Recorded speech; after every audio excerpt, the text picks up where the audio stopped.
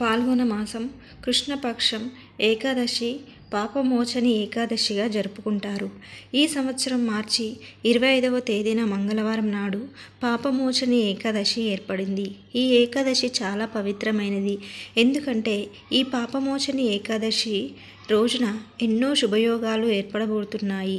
ముఖ్యంగా గజకేసరి రాజయోగం ఏర్పడుతుంది. కాబట్టి ఇంతటి శక్తివంతమైన అమృత గడియల్లో ఎవరైతే ఇంట్లో పూజ చేసుకుంటారో అలాంటి వారికి కోటి జన్మల పుణ్య ఫలితం లభిస్తుంది. ఈ ఏకాదశి రోజున చేసే పూజలకు విపరీతమైన ధనలాభం కలిసి వస్తుంది. మీ భర్త సంపాదన విపరీతంగా పెరిగిపోతుంది. అంతటి శక్తి ఈ పాపమోచని ఏకాదశి పూజా విధానం అలాగే శక్తివంతమైన పరిహారాల గురించి ఈ వీడియోలో తెలుసుకుందాం. ముందుగా ఈ వీడియోకు ఒక లైక్ కొట్టి మన ఛానల్ని సబ్స్క్రైబ్ చేసుకోండి.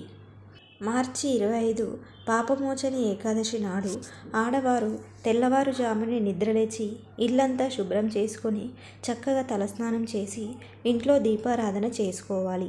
ఏకాదశి రోజున చేసే పూజలకు రెట్టింపు పుణ్య ఫలితం లభిస్తుంది. ఈ ఏకాదశి రోజున ఇంట్లో దీపారాధన చేసేవారు పసుపు రంగు వస్త్రాలను ధరిస్తే జాతక దోషాలన్నీ తొలగిపోయి విపరీతమైన అదృష్టం కలిసి వస్తుంది.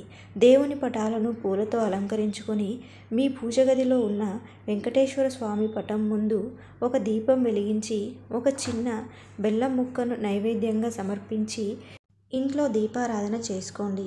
అత్యంత శక్తివంతమైన దీపాలలో పిండి దీపం ఒకటి. కాబట్టి ఈ పవిత్రమైన ఏకాదశి రోజున బియ్యం పిండితో ఒక పిండి దీపాన్ని తయారు చేసుకొని మీ పూజ గదిలో వెలిగించండి. వెంకటేశ్వర స్వామి సంపూర్ణ అనుగ్రహం సిద్ధిస్తుంది. రావి చెట్టులో విష్ణుదేవుడు నివసిస్తాడు.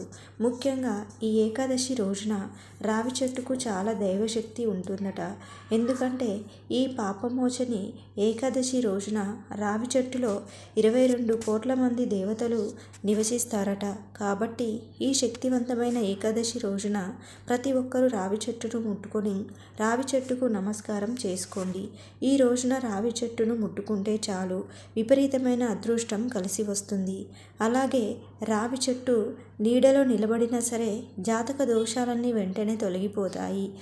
అలాగే ఒక రావి ఆకు ఇంటికి తెచ్చుకొని మీ బీరువాలో పెట్టుకోండి. మీ ఇంటి ఆదాయం రెట్టింపు అవుతుంది. ఇంటి గుమ్మానికి లక్ష్మీ స్వరూపంగా భావిస్తారు. కాబట్టి ఈ ఏకాదశి రోజున సాయంత్రం 6 దాటిన తర్వాత ఇంటి గుమ్మం ముందు 2 దీపాలు వెలిగించండి. ఈ ఏకాదశి రోజున ఎవరైతే ఇంటి గుమ్మం ముందు 2 దీపాలు వెలిగిస్తారో అలాంటి ఇళ్లల్లోకి వెంటనే లక్ష్మీదేవి అడుగు పెడుతుంది. మీ ఇల్లంతా కనక వర్షంతో నిండిపోతుంది. ముఖ్యంగా ఈ పవిత్రమైన ఏకాదశి రోజున వెంకటేశ్వర స్వామి ఆలయాన్ని ఖచ్చితంగా దర్శించుకోవాలి. ఈ ఏకాదశి రోజున విష్ణుదేవుని ఆలయాలను దర్శిస్తే 1000 ఆవులను దానం చేసినంత పుణ్య ఫలితం లభిస్తుందట. అలాగే ఈ ఏకాదశి రోజున ఉపవాసం ఉంటే అనారోగ్య సమస్యలన్నీ తొలగిపోతాయి. అలాగే సంతాన సమస్యలు కూడా తొలగిపోతాయని నమ్మకం. అలాగే గుడిలో ఉన్న ధ్వజస్తంభం దగ్గర ఒక నెయ్యి దీపం వెలిగించి ధ్వజస్తంభానికి 5 ప్రదక్షిణలు చేస్తే మీ మనసులో ఏది కోరుకున్నా సరే ఆ కోరికలన్నీ ఖచ్చితంగా నెరవేరుతాయి. ఎవరైతే ఆర్థిక సమస్యలతో బాధపడుతున్నారో అలాంటి వారు ఈ ఏకాదశి రోజున తప్పకుండా తులసి మొక్కను పూజించండి. తులసి ముందు ఒక దీపం వెలిగించి తులసి మొక్కకు కొన్ని పాలు పోసి తులసి చుట్టూ 5 ప్రదక్షిణలు చేస్తే డబ్బు కష్టాలన్నీ వెంటనే తీరిపోతాయి. ఈ ఏకాదశి రోజున పొరపాటున కూడా వెల్లుల్లి, ఉల్లిపాయ అలాగే మాంసాహారం తినకూడదు. ముఖ్యంగా ఏకాదశి రోజున సాయంత్రం 6 దాటిన తర్వాత అన్నం కూడా తినకూడదు. ఏకాదశి రోజున పొరపాటున కూడా తలకు నూనె రాయకూడదు. ఏకాదశి రోజున తలకు నూనె రాస్తే మన ఆయుష్ తగ్గుతుందని నమ్మకం. అలాగే ఏకాదశి రోజున నలుపు రంగు వస్త్రాలను ధరించకూడదు. విష్ణుదేవునికి ప్రీతికరమైన ఏకాదశి నాడు ఒక శక్తివంతమైన మంత్రాన్ని జపిస్తే మీ జీవితంలో ఉన్న కష్టాలన్నీ వెంటనే తొలగిపోతాయి. ఆ శక్తివంతమైన మంత్రం ఏమిటంటే ఓం నమో భగవతే వాసుదేవాయ. ఈ మంత్రాన్ని 108 సార్లు జపించండి. విపరీతమైన అదృష్టం కలిసి వచ్చి మీకు ఖచ్చితంగా మంచి రోజులు ప్రారంభమవుతాయి.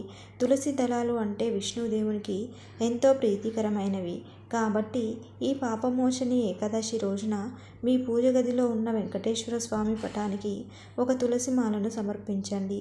స్వామివారికి నమస్కారం చేసుకుంటే మీకు కుటుంబానికి అఖండ రాజయోగం సిద్ధిస్తుంది.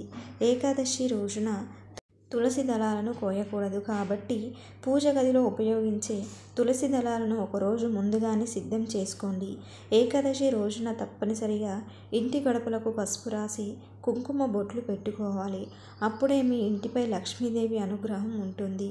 అలాగే ఏకాదశి రోజున తప్పనిసరిగా మీ ఇంటి గుమ్మం ముందు స్వస్తిక్ గుర్తును వేసుకోండి.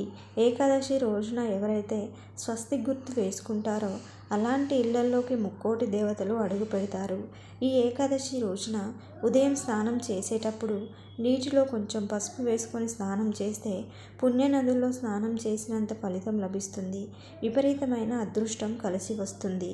అలాగే అప్పుల సమస్యల నుండి త్వరగా విముక్తి పొందాలంటే ఈ ఏకాదశి రోజున ఉసిరి చెట్టు కింద కూర్చొని ఓం శ్రీ విష్ణుప్రియ నమ అనే మంత్రాన్ని జపిస్తే అప్పుల సమస్యలన్నీ త్వరగా తీరిపోతాయి. డబ్బు కొరత ఏర్పడకుండా ఉంటుంది. ఏకాదశి రోజున ఆడవారు కంటతడి పెట్టకూడదు. ఏ ఇంట్లో అయితే స్త్రీలు కంటతడి పెడతారో అలాంటి ఇళ్లలో లక్ష్మీదేవి ఉండదు. ఏకాదశి రోజున ఇంట్లో వెన్నని కరిగించకూడదు. ఏకాదశి రోజున విష్ణు సహస్రనామాలు పఠించడం మంచిది. ఈ వీడియో కనుక మీకు నచ్చితే ప్లీజ్ లైక్ చేసి సబ్స్క్రైబ్ చేసుకోండి.